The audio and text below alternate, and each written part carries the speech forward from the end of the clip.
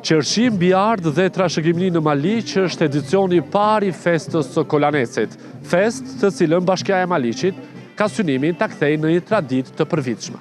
Ky edicion i parë vjen si një përpjekje e Bashkisë Maliq për të promovuar një nga vendet me natyrën më të bukur të kësaj bashkie, duke u munduar që këtë fest ta kthejë si traditë për të ardhmen. Për organizatorët, kjo është fillimi një feste që do të promovojë turizmin në këtë zonë. Në fakt jemi në një nga fshatrat më të bukur të Bashkisë Maliq, jo vetëm për bukuritë e natyrës, po edhe për traditën, për historinë.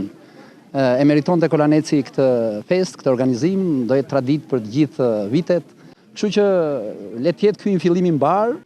Qëllimi është rivitalizimi i të gjithë zonës së Maliqit.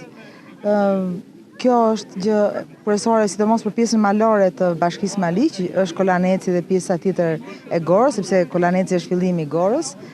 Por mendoj që tani Kolaneci nuk do flas më me luftën dhe me të shkuarën, por do flas me turizmin. Edhe do jetë një vend turistik bashkëkohor. Për banorët e zonës, kulinaria e pasur dhe tradita që ka Kolaneci vlen për të promovuar të gjitha vlerat dhe për ta kthyer në një vend turistik. Kolaneci ka plot gjëra, ka pulën me lenk, ka petullicat, ka kulaçin, lakror me dy petë, lakror, byrek.